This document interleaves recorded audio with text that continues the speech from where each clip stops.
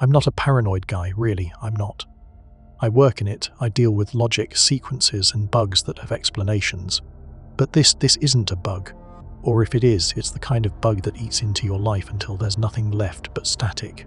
It started last Tuesday. My parents bought this eGuy home security system because there had been some break-in 3 blocks over.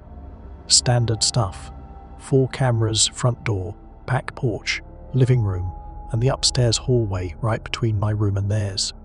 I was bored scrolling through the cloud footage on my phone around midnight. I like the interface smooth, easy to scrub through the night's highlights. I was looking for a stray cat that's been pissing on our porch. I scrubbed past the 2 a.m. mark. Everything was quiet. A shadow from the oak tree swayed. A moth hit the lens. Normal. And I hit 3 a.m. The timestamp on the bottom right was ticking. 2 hours 59 minutes and 58 seconds. 2 hours 59 minutes and 59 seconds. And then the screen just blipped. A tiny flicker of grey static like a heartbeat skipped. When the image stabilized, the timestamp said 3 hours 1 minute and 0 seconds. I blinked. I thought maybe I'd swiped too hard. I tried again. Carefully, I dragged the slider back. 2 hours 59 minutes and 59 seconds. Click, 3 hours 1 minute and 0 seconds. 1 minute. Exactly 60 seconds of my life, the hallway outside my bedroom door, and the air in this house, just gone. I checked the other cameras. Front door, same thing. Back porch, same. At exactly 3 a.m., the entire system just took a nap for 60 seconds. I told myself it was a service of server. Companies do that, right? They reset the buffer or sync the clocks. It makes sense, it has to make sense. But then I looked closer at the footage right after the jump. At 2 hours 59 minutes and 59 seconds, the hallway was dark, illuminated only by the faint green LED of the smoke detector. At 3 hours 1 minute and 0 seconds, the hallway looked the same. Almost, I stared at the screen until my eyes burned. There was a pair of my sneakers on the floor near my door. I'd left them there after my run. At 2 hours 59 minutes and 59 seconds, they were pointed toward the stairs. At 3 hours 1 minute and 0 seconds, the left shoe was turned. Just a few degrees, not like someone had put it on, but like something had brushed against it, or like the floor had tilted for a second. I felt a cold sweat prickle my neck. It's just the wind, I thought, or the house settling. Houses in this neighborhood are old. They creak, they shift.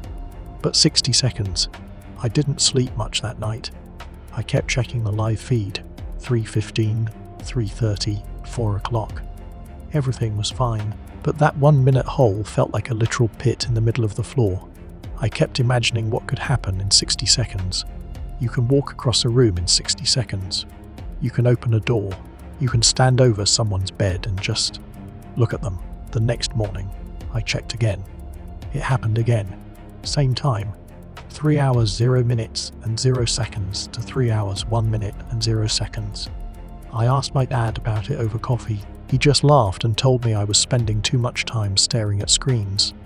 "It's a cheap system, Ben," he said, barely looking up from his paper. "Glitchy software, probably some power saving mode." "But Dad, it is exactly 1 minute every night." "Coincidence," he muttered. "Maybe the router restarts. Don't go looking for ghosts in the wiring." But he didn't see the shoe, and he didn't hear what I heard when I cranked the volume on my headphones and played that final second 2 hours, 59 minutes and 59 seconds on a loop underneath the digital hum of the camera. There's a sound. It's high-pitched, so thin it almost doesn't exist. It sounds like a whistle, but metallic, like a wet finger rubbing the rim of a crystal glass, but 1,000 times louder and compressed into a fraction of a second. And then nothing, just the skip. I'm sitting in my room now. It's 11:45 p.m. I've set my own phone to record the hallway from a tripod hidden in my bookshelf. I want to see if it's the eGuy system, or if it's something else. Something about the time itself. I'm staring at the clock. I think I'm shaking a little. It's just a minute. What's a minute? Right. We lose minutes all the time. We scroll through TikTok and lose hours. We daydream and lose half a day. But we don't usually leave a hole behind. I didn't tell my parents about the second camera. I'd bought it with my own money, a different brand. a top-of-the-line Wise cam that supposedly has its own battery backup and local SD storage. If the eagle eye system was failing because of the cloud or the router, this one should have caught whatever happened in that missing minute. I stayed up. 2:45 a.m. I was sitting on the floor of my room, my back against the door, staring at the live feed on two different screens. My laptop had the router's admin console open. My phone had the Wise app. 2:58 a.m. The hallway was still. The carpet looked grey under the night vision. 2:59 a.m. I watched the seconds tick. My heart was thumping against my ribs so hard it felt like it was trying to kick its way out. 3 hours 0 minutes and 0 seconds. On the eagle eye feed, static. The usual 1 minute jump. I looked at the Wise cam. For a split second I saw it. The timestamp hit 3 hours 0 minutes and 1 second. I almost cheered. It was working. And then the Wise app screen turned bright, searing purple. A connection lost error popped up. I scrambled to my feet and ripped the door open. The hallway was empty, just the same dead air, the same faint smell of old dust. I grabbed the Wise cam off the shelf I'd hidden it on. It was hot, not just running for an hour hot but burning. I nearly dropped it. I ran back to my laptop. The router logs were scrolling. 3 hours 0 minutes and 1 second. Handshake timeout. Unknown device. 3 hours 0 minutes and 1 second. Traffic spike. 4.2 gigabytes per s. 4 gigabytes a second. That's impossible. Our fiber line doesn't even go that fast. It's like the camera tried to upload the entire Library of Congress in a single heartbeat. I pulled the SD card from the Wise cam and shoved it into my laptop. My hands were shaking so bad I almost missed the slot. There was one file from 3 a.m. I played it. 3 hours 0 minutes and 0 seconds. The hallway is normal. 3 hours 0 minutes and 1 second. The screen glitches. The image tears. But for exactly 3 frames, less than 1/10 of a second, I saw a shape. It wasn't a person. It was a distortion in the air, like heat rising off a highway. But it had the rough outline of a hand reaching directly for the lens. And then the video file just ends. Not a normal end.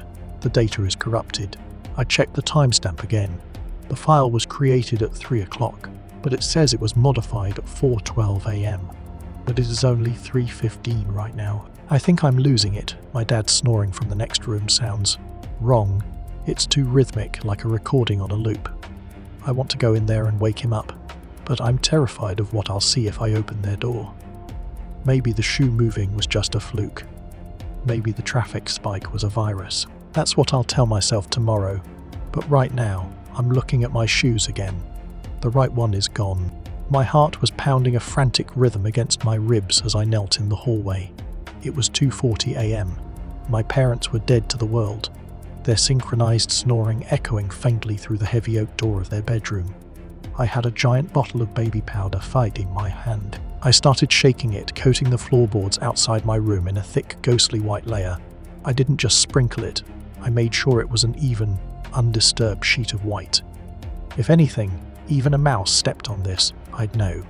If the door opened, the sweep of the wood would leave a perfect arc in the powder. I retreated into my room and locked the door. I sat on my bed, clutching my phone, watching the Wise live feed. 2:55 a.m. The hallway on the screen looked like a snowscape. 2:58 a.m. I found myself holding my breath. My lungs started to ache, but I couldn't stop. 2 hours 59 minutes and 59 seconds. Click. The screen went black. A network error message mocked me in cold, white text. I didn't wait. I didn't look at the router logs. I threw my door open and lunged into the hallway. I froze. The powder was still there, but it wasn't undisturbed. Right in the center of the hallway, directly in front of my door, there was a hole, not a footprint, a hole. A perfect clinical circle, about 3 feet wide, where the powder was just gone. It wasn't blown away. There were no stray particles around the edges. The transition from thick white powder to bare dark wood was as sharp as if it had been cut with a laser. I knelt down, my hand trembling as I reached toward the edge of the circle. The air inside that space felt different. It was cold, bitterly cold, and it smelled like ozone and something organic. Something rotting.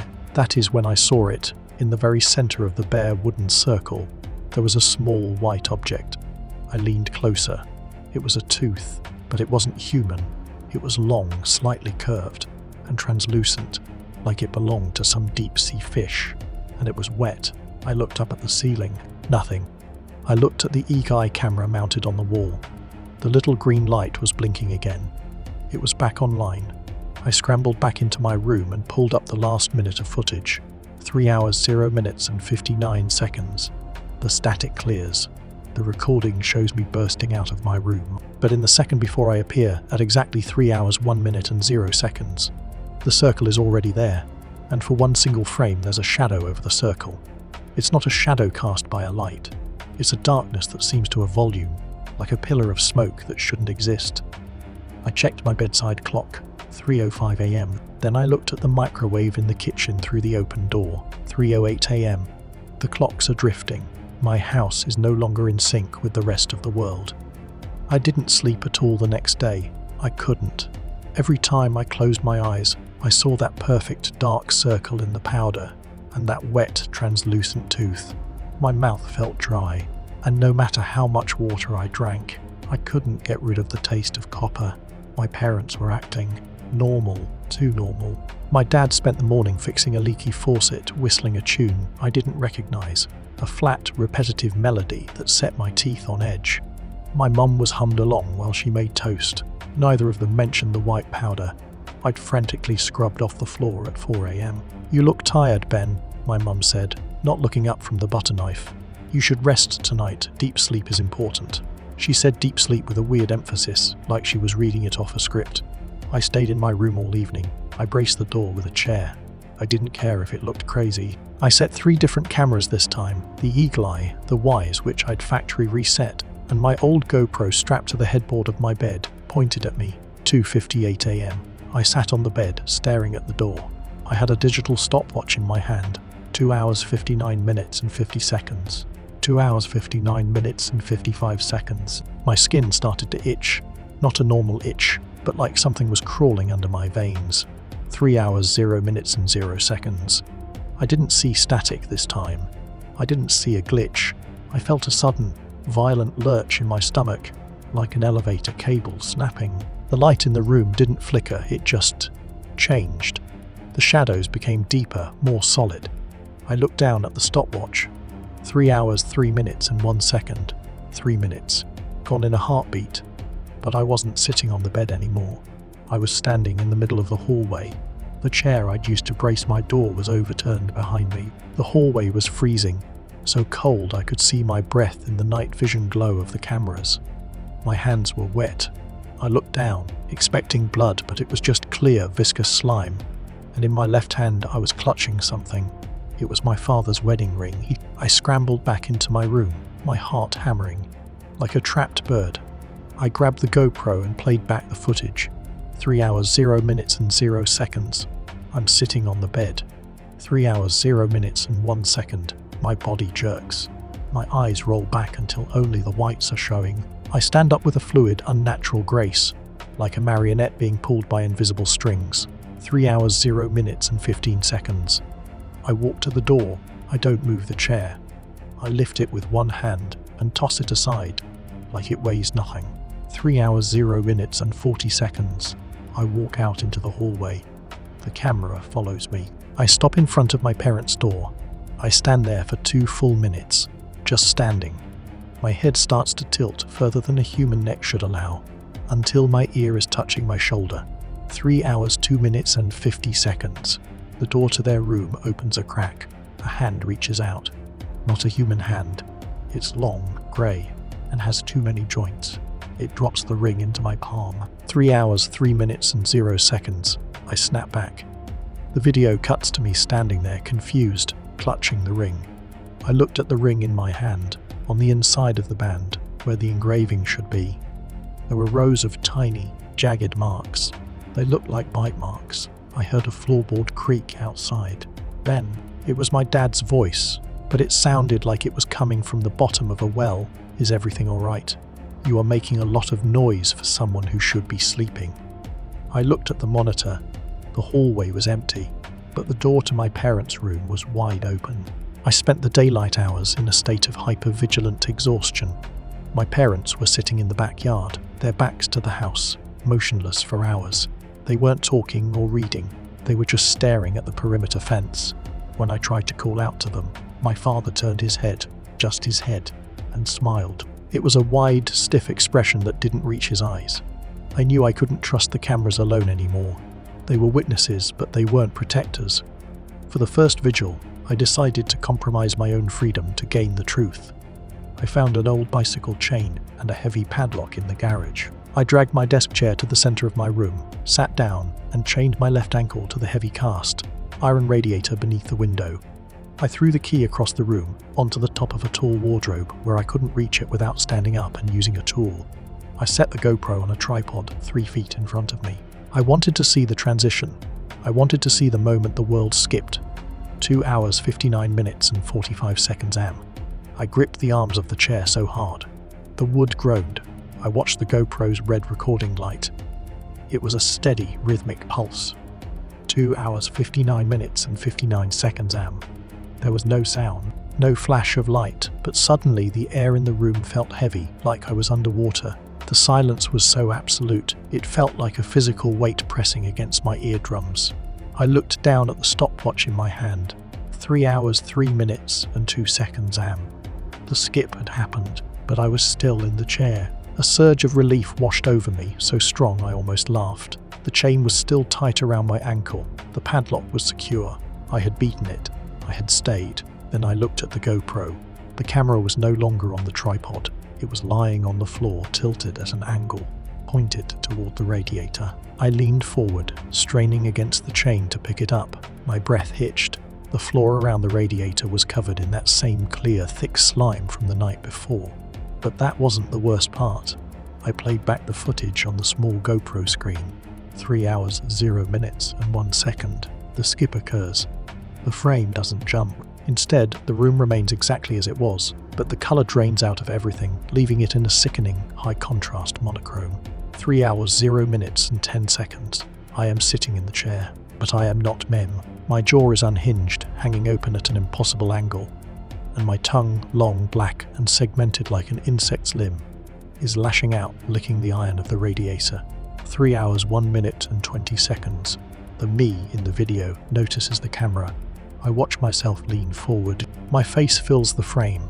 My eyes are gone. In their place are 2 swirling vortexes of that same grey static, like distortion from the Eagly feeds. 3 hours, 1 minute and 45 seconds. The video version of me grabs the GoPro. There is a sound now, a wet, sucking noise. I hold the camera up to my own neck. In the footage, I can see a series of small, rhythmic pulses moving under the skin of my throat. Something is living in there. Something that was being fed. 3 hours, 2 minutes and 50 seconds. The camera is dropped. The me in the video sits back in the chair and snaps into the exact position I was in before the skip. The color floods back into the room. I reached up and touched my throat. It was cold. I could feel a faint, hard lump just beneath the collarbone. It felt like a small, curved tooth. I looked toward the door. The key to the padlock, which I had thrown onto the wardrobe, was now sitting on the floor, precisely 1 inch outside the circle of my reach. From the hallway, I heard the sound of a bicycle chain rattling, but my chain was silent. Ben, my mother's voice, whispered from behind the door, "It is time for your medicine." Open up. The doorknob began to turn. I had locked it, but I remembered the video. I remembered how I had lifted the chair with one hand.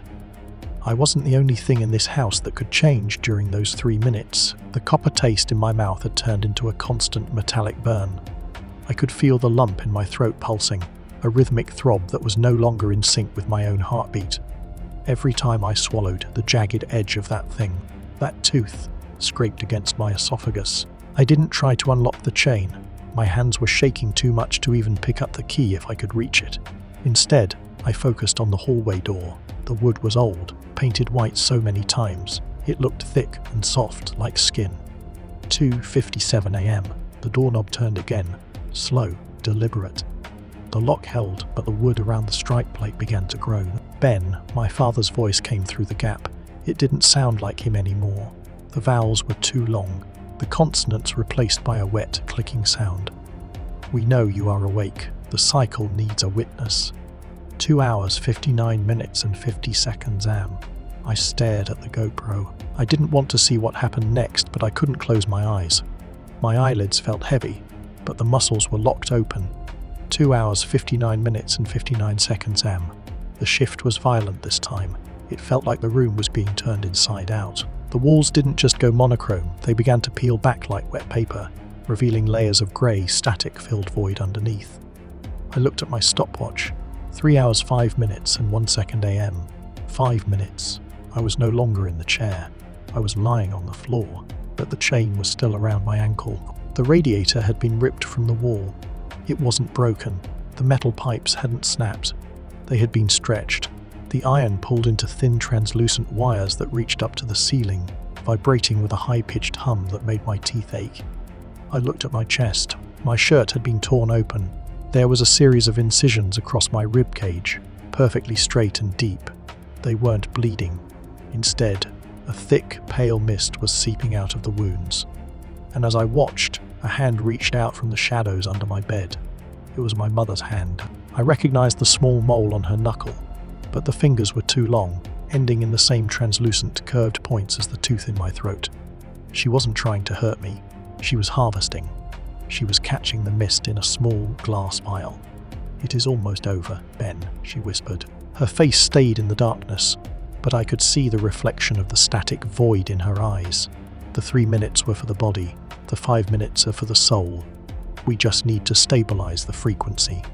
I tried to scream, but my throat was blocked.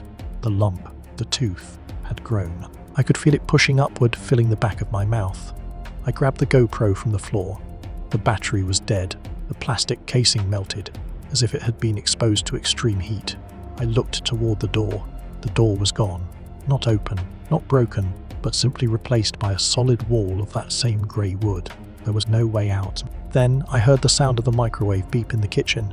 Beep, beep, beep. I looked at my stopwatch. It said 3:07 am. I looked at the clock on the wall. It said 2:55 am. The time wasn't just drifting anymore. It was folding in on itself. The grey void didn't stay behind the walls. It began to bleed into the centre of the room like ink dropped into water. The air felt thin, vibrating with a frequency that made my eyes twitch in their sockets. My stopwatch was useless now.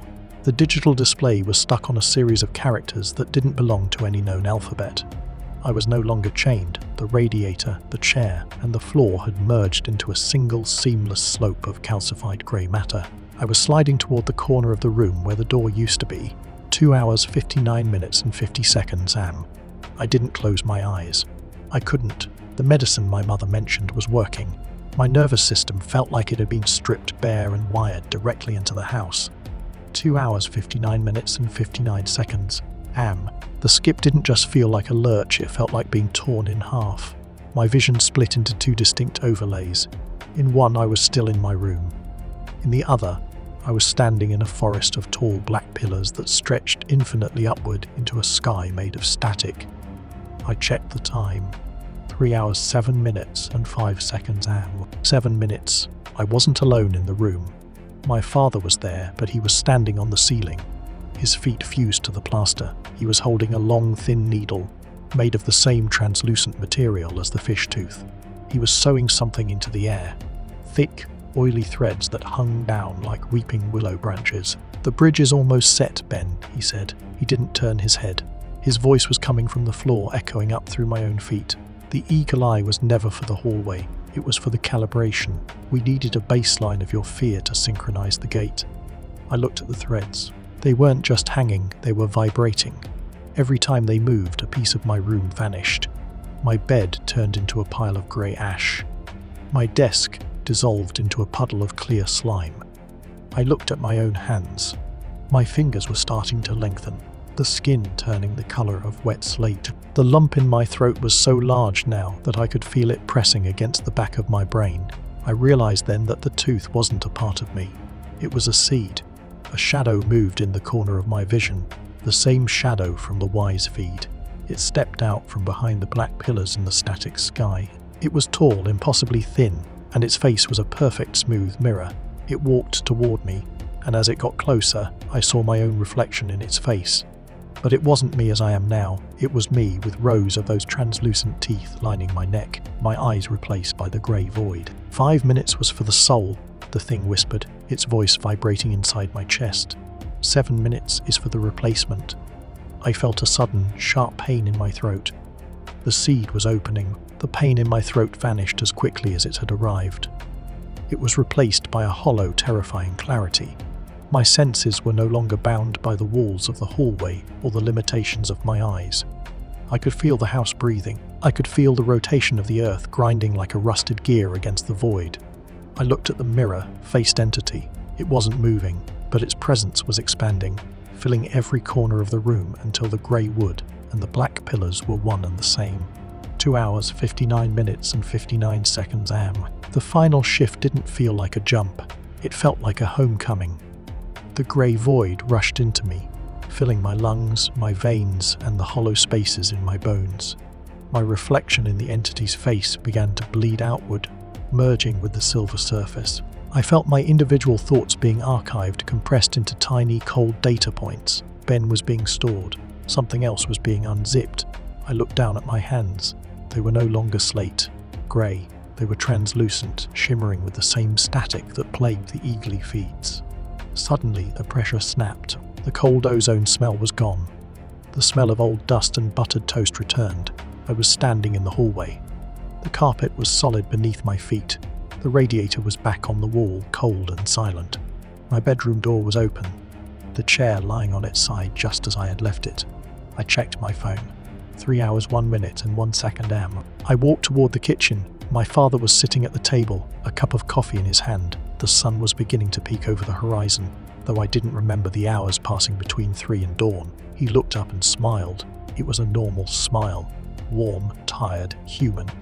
"Up early, Ben?" he asked. "You look like you've seen a ghost." I tried to speak, to tell him about the circle in the powder, the teeth and the 5-minute stretch. But when I opened my mouth, no sound came out. My throat felt smooth and empty. The lump was gone. "Go wash up," he said, turning back to his coffee. "You've got a long day ahead of you."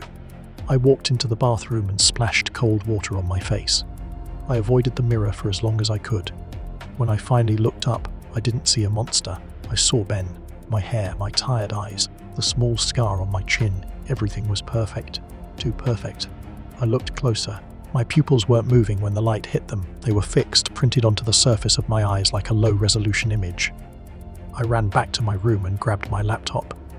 I logged into the eagle-eye cloud storage. I scrolled back to the very beginning. The first night I noticed the missing minute. 3 hours, 0 minutes and 0 seconds am. The screen flickers. 3 hours, 1 minute and 0 seconds am. The screen clears. I watched the Ben in the video burst out of his room looking terrified. I watched him check his shoes. I watched him look at the camera with eyes full of genuine, human fear. Then, I looked at the timestamp on the live feed in the corner of the screen. 2 hours, 59 minutes and 50 seconds am. I heard a faint, high-pitched hum. The same frequency from the void. I looked at the bedroom door. In the reflection of the dark computer screen, I saw myself standing in the hallway, but I wasn't sitting at the desk anymore. I was standing behind the Ben, who was typing. My neck was tilted at an impossible angle, ear touching shoulder, and my jaw was unhinging. 2 hours, 59 minutes and 59 seconds am. I reached out a long grey hand and touched the back of his neck. I whispered the words I had heard in the dark. "It is time for your medicine." The screen went to static. I'm writing this because if I don't, I might start believing the version of the story they want me to believe. The rational version, the one where we were just tired, dehydrated, or maybe some local pranksters were messing with us. But that's a lie. I know what I heard. It was supposed to be a simple weekend. Me, Mark, Sarah, and Dave. We'd been planning this trip to the Black Ridge Woods for months. It's one of those places that hasn't been fully mapped because the terrain is too aggressive, or maybe because people just don't like staying there too long. I should have listened to that feeling in my gut when we hit the trailhead. The first thing I noticed, the thing that felt wrong, was the silence. Not the peaceful kind of silence you get in a library. This was heavy, like the woods were holding its breath, waiting for us to do something. There were no birds, no squirrels, just the sound of our boots hitting the dry pine needles. "How much further, Dave?" Sarah asked. Her voice sounded thin in the dead air. "Maybe another mile," Dave said, checking his GPS. "The clearing should be right over that ridge." "Another mile," a voice said. We all stopped. It came from the trees to our left. It wasn't a shout, just a flat, neutral statement. "Another mile." "Who is there?" Mark called out. He stepped toward the tree line, squinting into the shadows. Nothing, just the wind shifting the branches. "Did you hear that?" I asked. My heart was starting to thud against my ribs. "Probably just an echo," Dave muttered, though he didn't look convinced. "The way the rocks are shaped around here, sound bounces weird. Let's just keep moving." We set up camp as the sun started to dip below the horizon. The light turned a bruised purple colour, casting long, jagged shadows across the clearing. We were sitting around the fire, or trying to get it started, talking about nothing. Just trying to fill the space so we wouldn't have to listen to that silence again.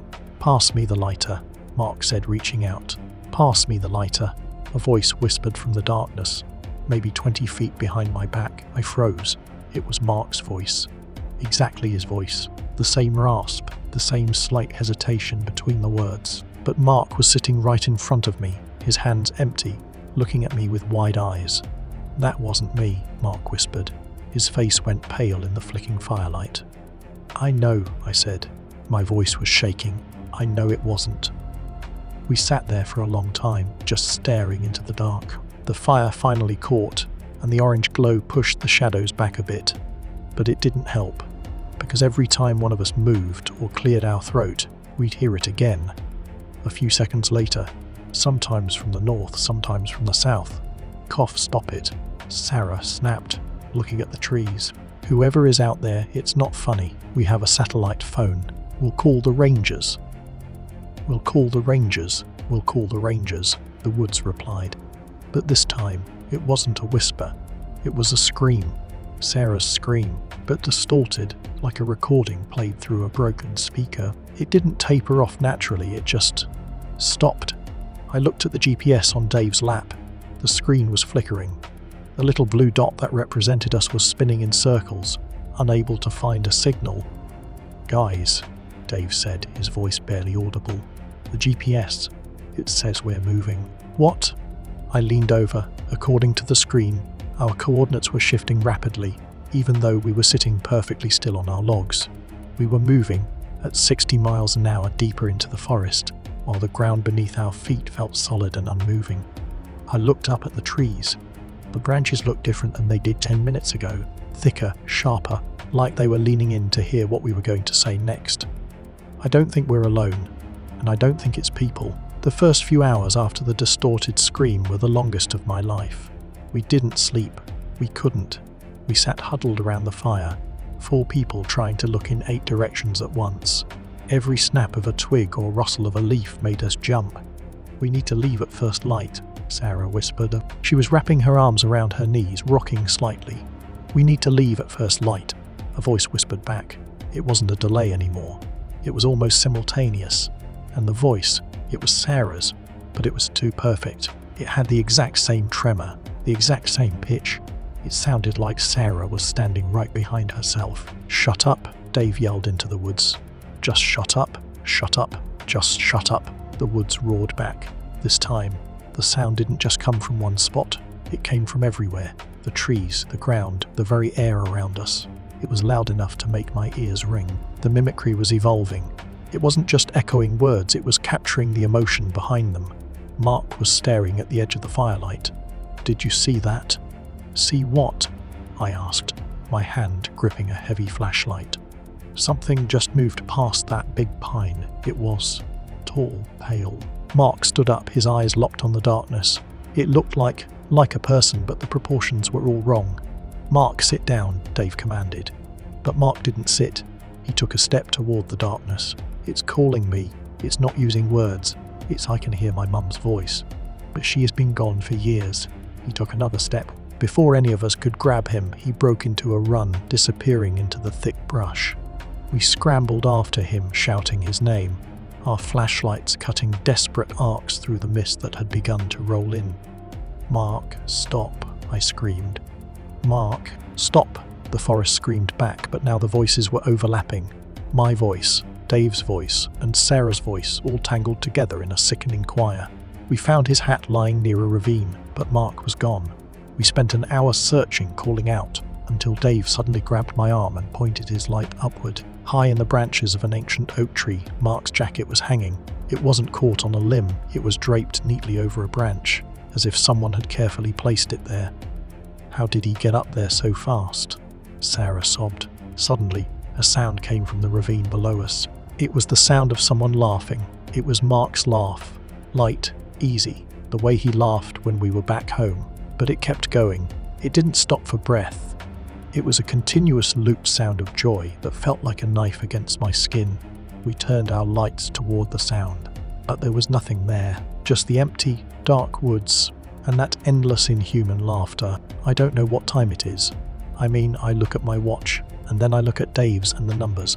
They don't make sense. After Mark ran off, we tried to keep the fire going. I remember looking at my phone, it said 11:47 p.m. Then I blinked. I swear, I just blinked because the smoke got in my eyes. When I looked down again, the screen said 3:14 a.m. 4 hours gone in a heartbeat. Dave, I croaked. My throat felt like I'd been swallowing glass. What time do you have? Dave pulled up his sleeve. His watch is one of those old mechanical ones. The hands were spinning, not fast, just erratic, ticking backward for 5 seconds, then jumping forward a minute.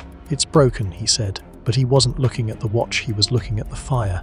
The logs we put on 10 minutes ago, or 4 hours ago, whatever, were completely gone. Not even glowing embers left, just cold white ash. But I didn't feel cold. In fact, the air felt sticky, warm, like the woods were radiating heat. Where's Sarah? I asked. We both turned. Sarah was sitting on her log, but she was different. She was staring straight ahead, her mouth slightly open. She looked like she was posing for a photo. No blinking, no breathing that I could see. Sarah. I reached out to touch her shoulder. The moment my finger brushed her jacket, she snapped her head toward me. Her eyes were bloodshot. I just saw him, she whispered. Who, Mark? No, she said. Her voice sounded like it was coming from deep underwater. The other one. The one that was sitting where you're sitting. He told me it's already tomorrow. I scrambled back, knocking over my water bottle. What are you talking about? I've been right here. Have you? Sarah finally looked at me, and for a second I didn't recognize her. Her face looked blurry, like a low-resolution video.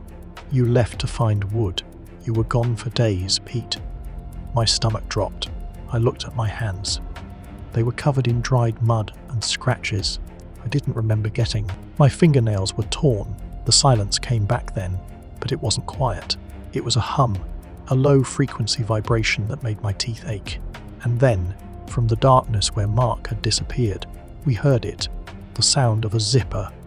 Slowly, rhythmically, zip, unzip, unzip.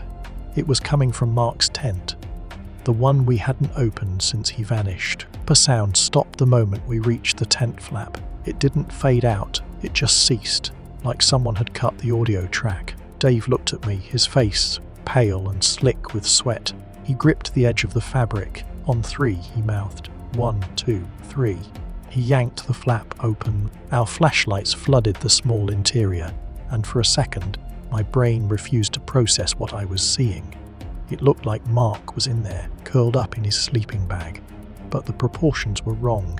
His limbs looked too long, like dough that had been stretched out, and his skin, it was dull, grey. Mark, Dave whispered, his voice cracking.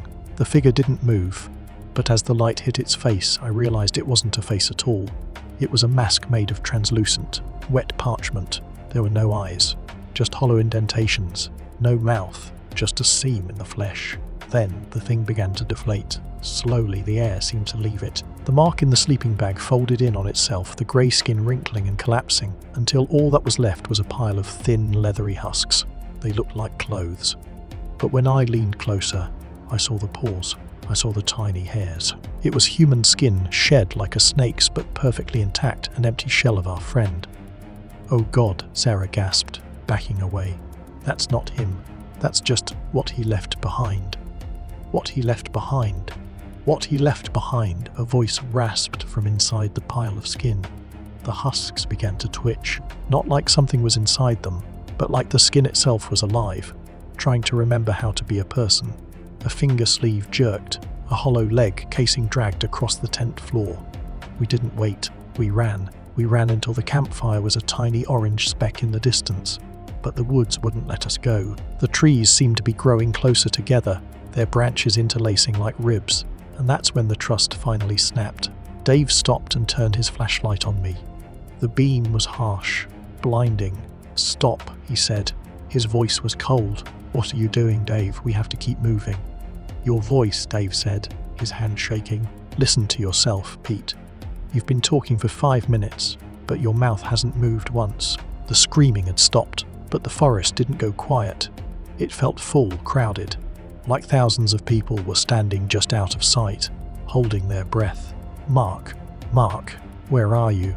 Dave was waving his flashlight around like a madman. I couldn't answer. My throat felt thick, like it was lined with wool.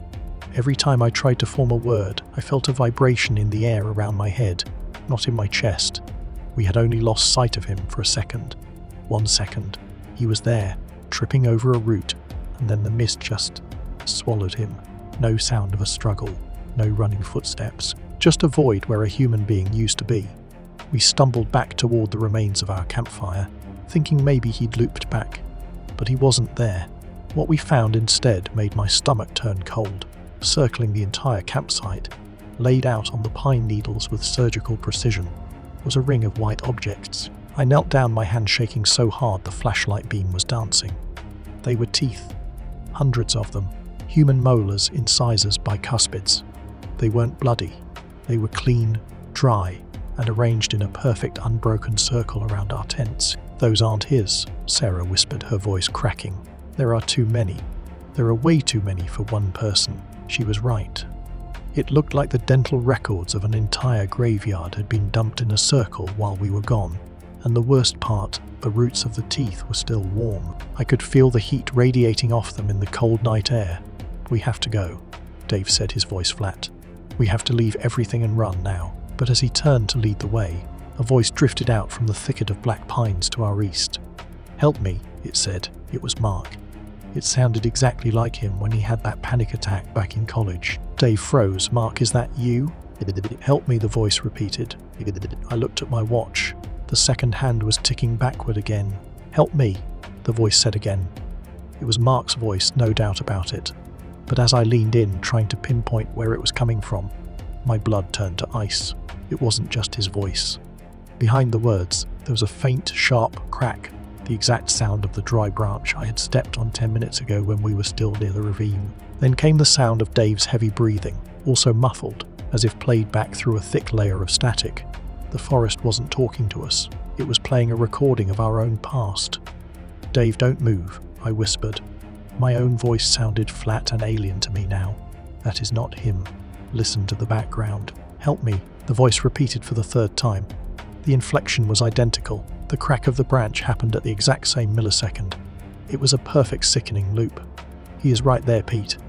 He is just behind that cedar." Dave ignored me. His need to find Mark had bypassed his survival instinct. He lunged into the brush, his flashlight beam cutting through the low-hanging mist. "Dave, stop!" I ran after him, but the woods felt different. The trees seemed to be leaning inward, their needles brushing against my face like cold, wet fingers. I followed the light of Dave's flashlight until it suddenly stopped moving. I broke through a wall of ferns and found Dave standing paralyzed. His light was fixed on a figure crouched in the shadows of a massive, rotted log. It looked like Mark. It was wearing Mark's red flannel shirt, but the way it was sitting was all wrong. Its joints seemed to be bent at impossible angles, its knees turned inward until they almost touched its chin. It was swaying back and forth rhythmically, in time with the backward ticking of my watch. "Mark." Dave's voice was barely a breath. The figure didn't turn around, it just kept swaying. And then, without moving its head, it started to speak, but it didn't use Mark's voice anymore. It used Sarah's voice. The teeth were still warm, the thing whispered. We broke into the clearing, gasping for air, our lungs burning like we'd been inhaling lye. Every breath felt like it was tearing through a layer of sandpaper in my chest. The campfire was still there, but it had changed. It wasn't the warm, crackling center of our camp anymore. It had burned down to a low, rhythmic pulse of orange light that seemed to beat in time with a slow, heavy heart. And there he was. Mark was sitting on the same log where we'd left him hours ago. His back was toward us, perfectly straight, his hands resting on his knees in a way that looked agonizingly uncomfortable. He looked like a mannequin carved from shadows and pine pitch. He didn't move an inch as we stumbled into the light, not even when Dave's heavy boots snapped a branch loud enough to sound like a gunshot. "Mark," Dave choked out. His voice was a wreck, barely more than a wet rasp. He took a hesitant step forward, his hand reaching out into the flickering orange glow. The figure didn't turn. It didn't even flinch. I stood back, my eyes locked on the ground, and that's when I saw the glitch in reality. A pocket of sap in the firewood popped, sending a sudden bright flare of sparks across the clearing. I watched Mark's shadow on the dirt. The light hit his back, but for a terrifying heartbeat. Maybe half a second, his shadow remained frozen in its original position. Then, with a sickening, liquid jerk, the shadow snapped into place to match the new light. It was as if the universe was lagging, struggling to calculate the physics of whatever was sitting on that log. "Mark, buddy, talk to me. Please," Dave pleaded. He was crying now, fat tears carving tracks through the grime on his face. The figure began to turn its head. It didn't happen smoothly like a human neck should move. It moved in increments, like a series of still photos being flipped through by a trembling hand. Twitch, twitch, twitch. Each movement accompanied by a sound like wet leather being stretched to the breaking point. As it came around, the firelight caught its profile. It had a nose. It had ears. It had the stubble on its chin exactly where Mark had it this morning. But as it turned fully toward us, the light died down, and the horror of the mimicry became clear. The skin of its face was pulled impossibly tight, as if it had been stapled to a skull that was slightly too large for it. Its mouth was stretched into a wide, bloodless grin that didn't reach its eyes, because it didn't have eyes. Where the pupils should have been, there were only smooth, white spheres that reflected the dying embers like polished bone. It opened its mouth to speak. I braced myself for Mark's voice, or maybe that terrifying choir from the woods, but no sound came out of its throat. Instead, the sharp, rhythmic sound of a zipper. The same zip, unzip we'd heard at the tent echoed from the pitch-black darkness directly behind me. I didn't turn around. I couldn't, because in that moment, I realized the mark at the fire wasn't a threat. It was a decoy. It was a lure designed to keep us staring into the light while the real thing moved in from the shadows. I don't remember the drive home. My memory of the trailhead is just a series of blurred grey shapes, the slamming of a car door, the frantic turn of a key, and the sound of my own tires screaming against the gravel. I didn't look in the rearview mirror. I knew that if I did, I'd see Mark or Sarah standing at the edge of the tree line, their shadows lagging half a second behind their bodies, waving goodbye with hands that had too many joints. It's been 3 weeks since I got back. The police went up there, of course. They found the campsite. They found the tents, the gear, and the ring of teeth. But the teeth were different when the rangers saw them. They said they were just old, weathered pebbles that looked vaguely like bone. They didn't find Mark, they didn't find Dave or Sarah. They told me it's common for people to get disoriented in the Black Ridge, to hallucinate from exhaustion or toxic spores from the local fungi. I almost believed them. I wanted to. I'm sitting in my apartment now, the familiar hum of the refrigerator, providing a comfort that the silence of the woods never could. I've kept the lights on, every single one of them. Shadows are the enemy now. I reached for my coffee mug just a second ago. It's a simple, mundane action, but as my hand moved across the table, I froze. In the reflection of the window, I saw my arm move, but I didn't feel it move until a heartbeat later. I pulled my hand back, and the reflection stayed there for a fraction of a second, fingers still curled around a ghost of a mug, before it snapped back into place. The forest didn't let me go. It just changed the medium. It's not imitating the trees anymore. It's imitating the walls, the furniture, the very air I breathe. I look at my phone, and the clock says it's 3 a.m. It said 3 a.m. for the last 4 hours. There's a sound coming from the hallway. A soft, rhythmic scratching. Zip, unzip, zip, unzip. It's coming from my own throat. Even though my mouth is clamped shut, I can feel the stitches of my skin starting to itch, as if something underneath is trying to find the tab to pull. I'm not Pete. I think Pete is still in the woods, leaning into a tree that smells like iron, and the worst part, I don't even remember which one of us is the recording. I don't know why I'm writing this. Maybe because if I don't, I'll start believing the lies my brain is trying to feed me. They say memories are like VHS tapes. The more you play them, the more they fray at the edges. Mine are just wrong. It started with a plate, a blue ceramic plate with a chipped edge. I was 6. My mum used to set the table every night at 6:30. Clink, clink, clink, 3 sets of silverware. One for Dad, one for her, one for me. But I remember, I swear on everything I own, there was always a 4th. Is Xiao Sen hungry tonight? I'd ask. I remember the silence that followed, not a peaceful silence. It was that heavy, thick kind of quiet, like the air right before a massive thunderstorm. My dad would just look down at his steak, cutting it with way too much force. My mum, she'd smile, but her eyes wouldn't move. They'd stay fixed on the empty chair next to me. Xiao Sen is always hungry, honey, she'd say. Her voice sounded like it was coming from a different room. I remember pushing my peas over to the edge of that extra plate.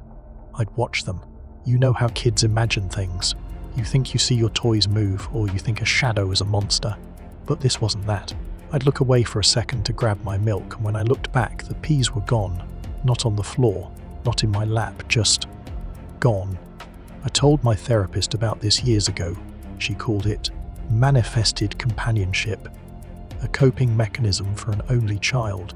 But she wasn't there to smell the air around that chair. It smelled like wet dirt, like the forest after a week of rain. There was this one time.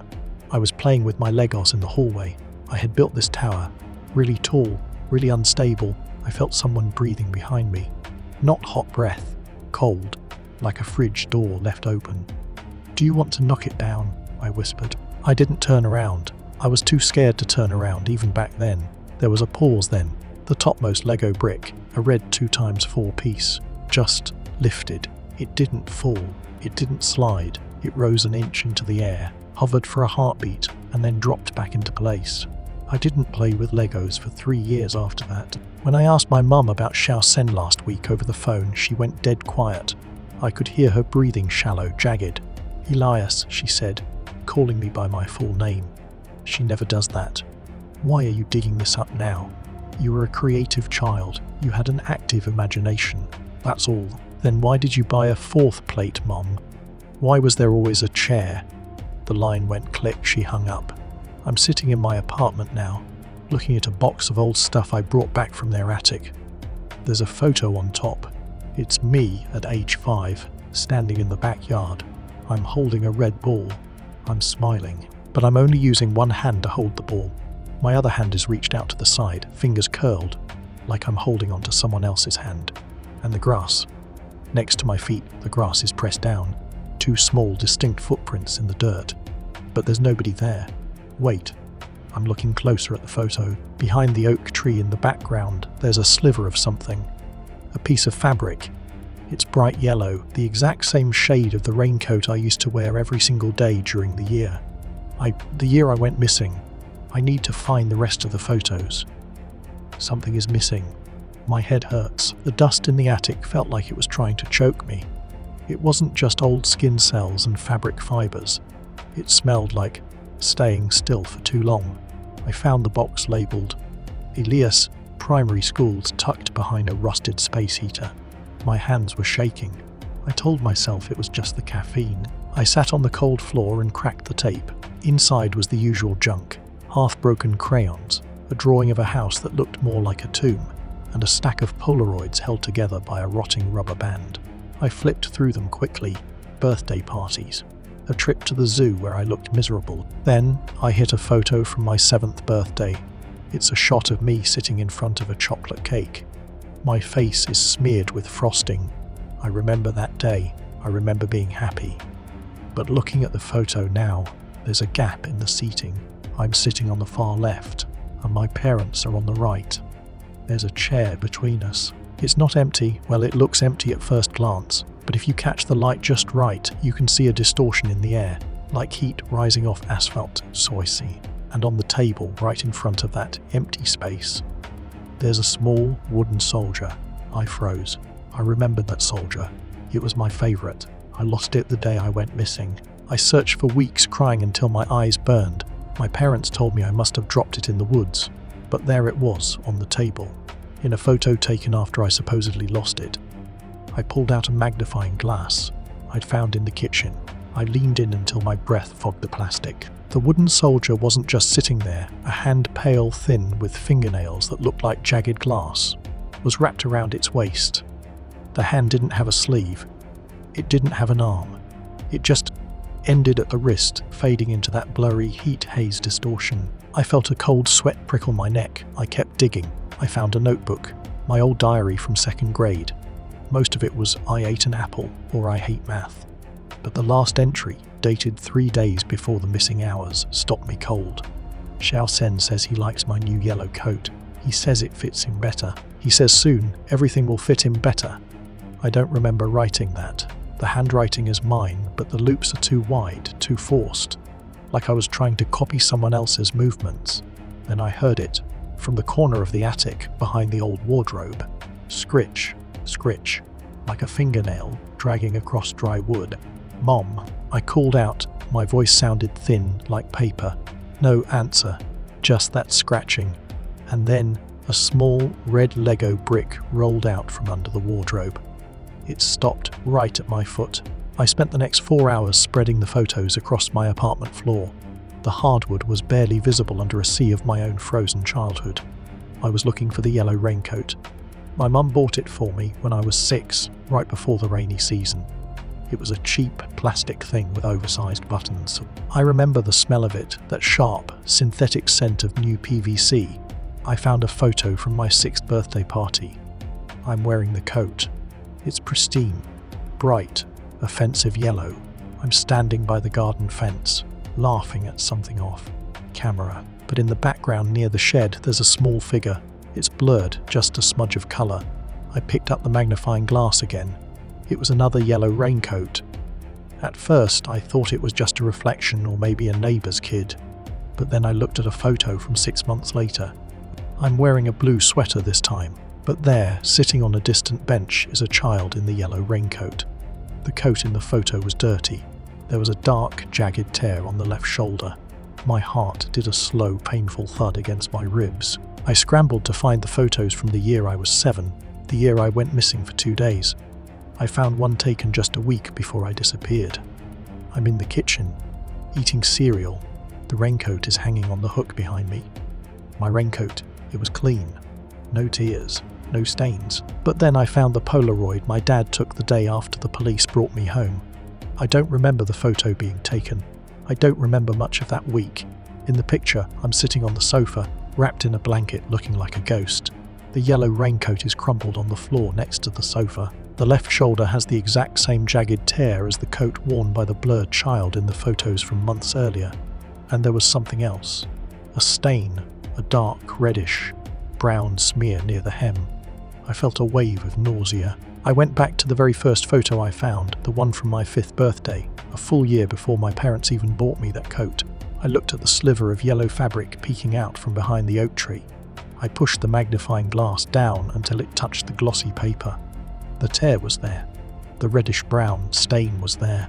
It's not just that someone else was wearing my clothes, it's that the clothes were already ruined before they were even made. It's like the ending of the story was written on the first page, and I was the only one who couldn't read it.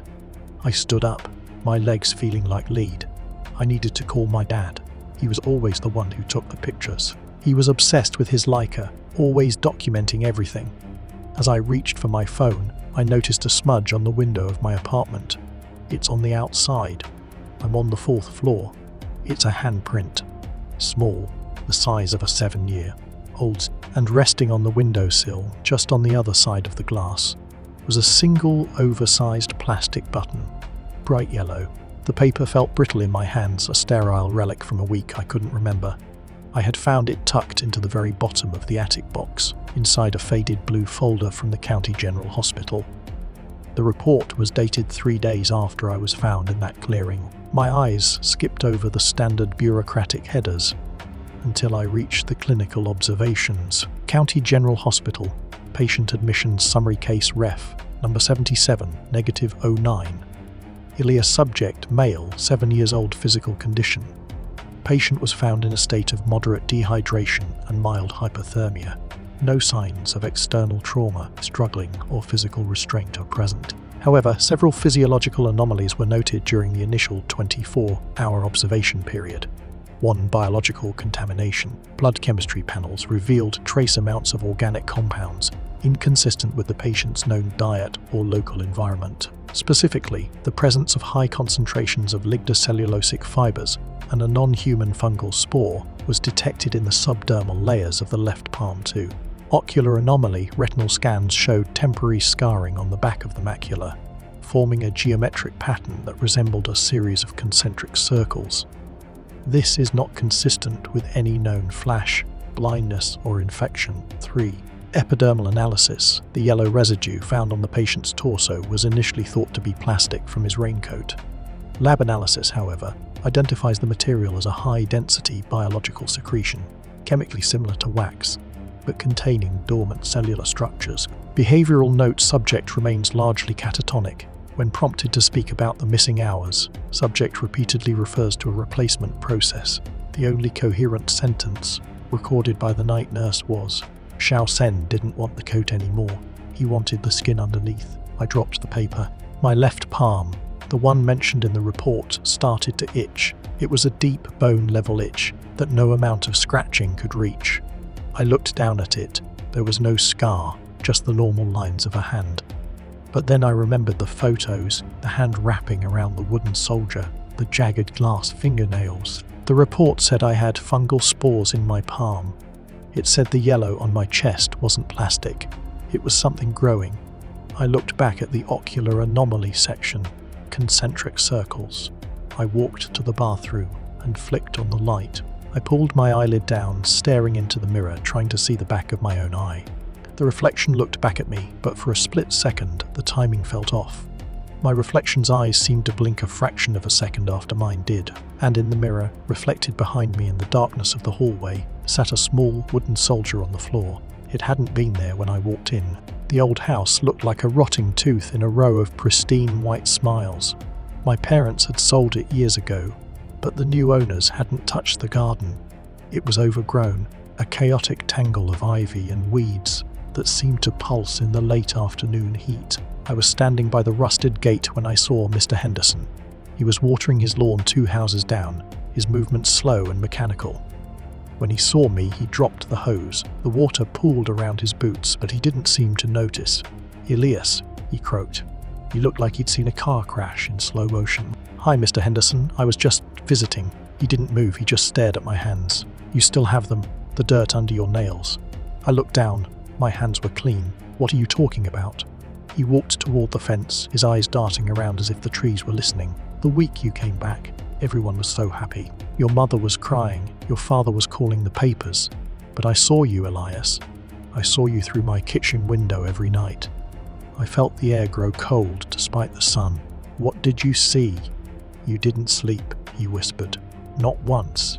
As soon as the porch lights went out, you'd crawl out of your bedroom window every night. You didn't walk like a boy, you moved, stiff, like your joints were made of dry wood." He leaned closer, his breath smelling of stale tobacco. "You went to that patch of dirt under the oak tree, and you dug. You didn't use a shovel. You used your fingers until they bled. You'd dig a hole exactly the size of your own body, and then you'd lie in it. You'd pull the dirt back over yourself until only your face was showing." I tried to speak, but my throat was a desert. "And then," Henderson continued, his voice trembling, "you'd start to whistle, but it wasn't a tune. It was a high, vibrating sound, like an insect. You'd stay there until dawn. Growing yourself, you said. I heard you tell the air once, the roots are deep, but the skin is still too tight." I backed away from the gate. My left palm, the one with the fungal spores from the medical report, felt like it was burning. "One night," Henderson said, his eyes wide with a 20-year-old terror, "I saw the other one, the one in the yellow coat. He was standing at the edge of the woods, watching you sleep in the dirt. He wasn't hidden, Elias, he was waiting. And when you finally got up to go back inside, he climbed into the hole you'd just left." I turned and ran. I didn't stop until I was back in my car, the doors locked. I looked at the garden one last time through the rear-view mirror. Under the oak tree, the weeds were taller than anywhere else. They weren't green. They were a sickly pale yellow, and as I watched, a single red Lego brick was pushed up from the soil, as if the earth itself was vomiting up my childhood. I found the microcassette recorder in the same attic box, buried inside an old wool sock. The label was scratched off, but I recognized my father's precise engineer-like handwriting on the side. The 14th of September. That was the day I came back. I pressed play. The tape hissed with static for a long time, the sound of a room that felt too large. Then I heard the clink of a glass, my father's nightly whiskey, and the heavy rhythmic creak of his rocking chair. "You are not eating," my father's voice said. It sounded hollow, drained of the relief a parent should feel. There was no answer, just a wet, sliding sound, like a piece of raw meat being dragged across a wooden floor. "I did what they said," my father continued, his voice dropping to a whisper. "I left the clothes by the creek. I didn't look back. I told the police you were wearing them when you wandered off. I lied for you." Still no verbal response. But the whistling started. It was the sound Mr. Henderson had described. A high-pitched, vibrating drone that didn't seem to require lungs. It sounded like 1,000 cicadas screaming in a jar. "Stop that," my father snapped. The rocking chair stopped creaking. "You look like him. You sound enough like him when you try. But the eyes aren't settling. They're still too wide." Then a voice spoke. It was my voice 7-year-old Elias, but the cadence was wrong. Every word was spaced exactly the same, as if a machine was trying to simulate human speech. "The eyes are for looking. The skin is for hiding. Do you want to see what under the yellow coat?" "Father," I heard my father gasp. There was a frantic scuffle, the sound of a chair overturning, and then my father's voice trembling with a primal, bone-deep terror. "Number, keep it on. Do not take it off. I'll keep the secret. I'll keep you. Just don't show me. Don't ever show me." The recording ended with the sound of a door slamming and the persistent low hum of that non-human whistling. I sat in the dark of my apartment, the silence now feeling like a physical weight. My father hadn't been relieved I was found. He had been complicit. He had traded the real Ilias for this for me. I looked at my reflection in the window. My eyes were wide. They had always been wide. Suddenly the power flickered and died. In the sudden pitch black, the itching in my left palm intensified, until it felt like something was trying to burst through the skin. I reached into my pocket for my phone, but my hand brushed against something cold and hard. I pulled it out. It was a wooden soldier. Its head was missing, and the wood was charred, as if it had been pulled from a fire. From the hallway I heard it, a high, vibrating whistle. I woke up cold. Not the kind of cold that a blanket can fix. It was a hollow internal chill, as if my blood had been replaced with freezing tap water. I reached for my phone on the nightstand to check the time. The screen lit up, but my thumbprint didn't work.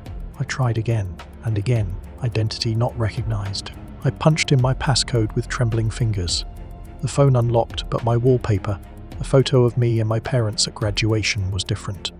My parents were there, smiling at the camera, their arms wrapped around. Nothing.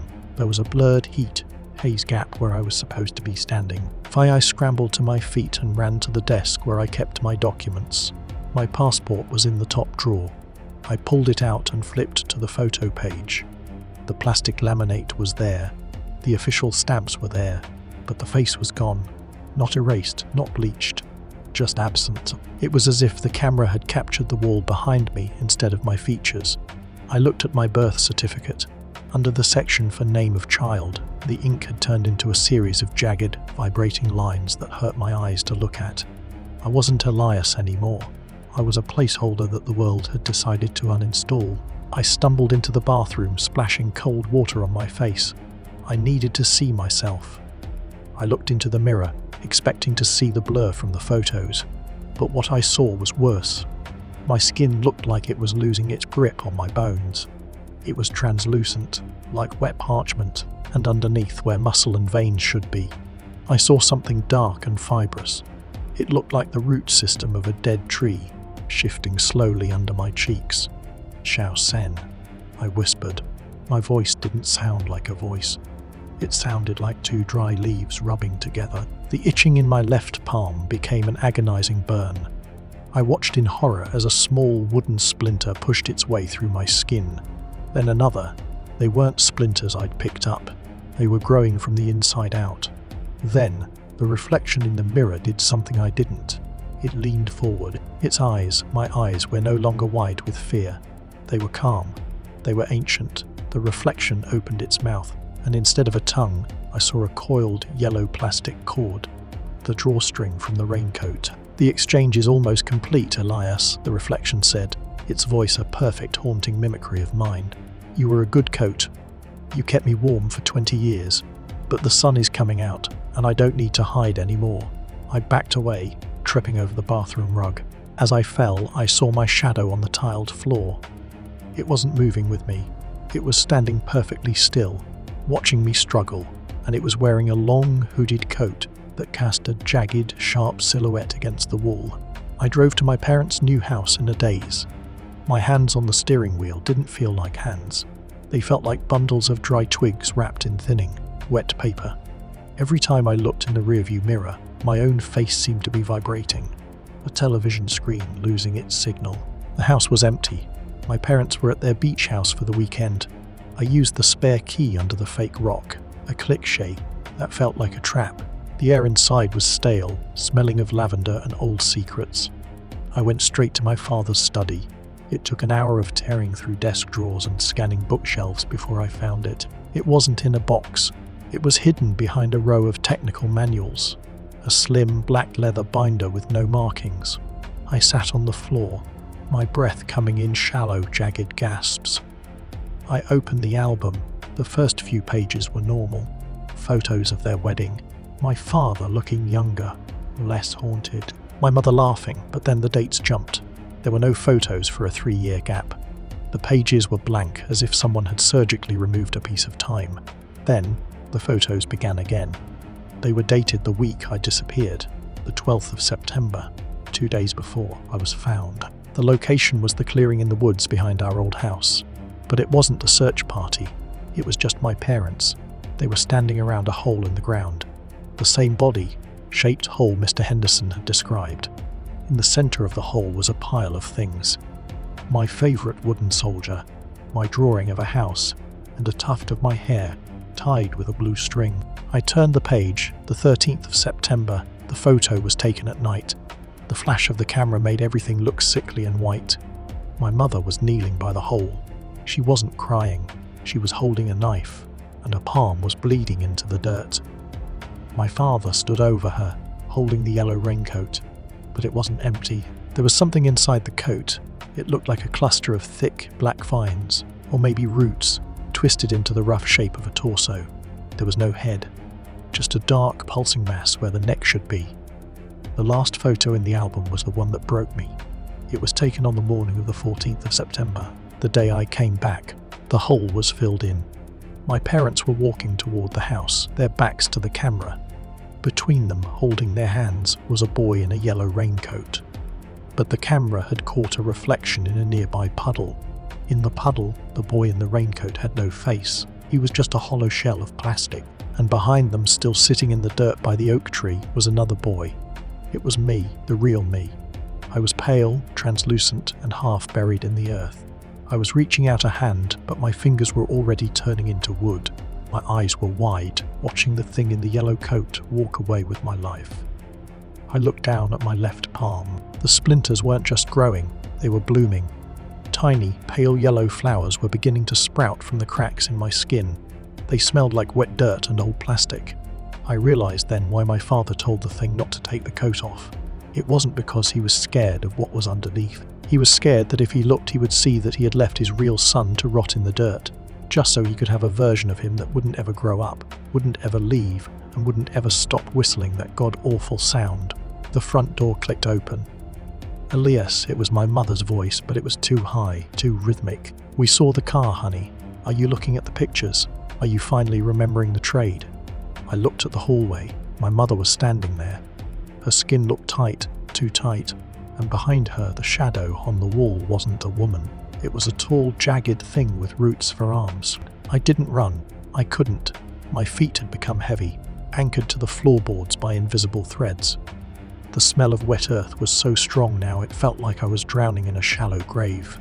My mother, or the thing that wore her skin, stepped into the study. She moved with a strange hitching gait, her knees snapping back like a grasshopper's behind her. My father followed. He wasn't looking at me.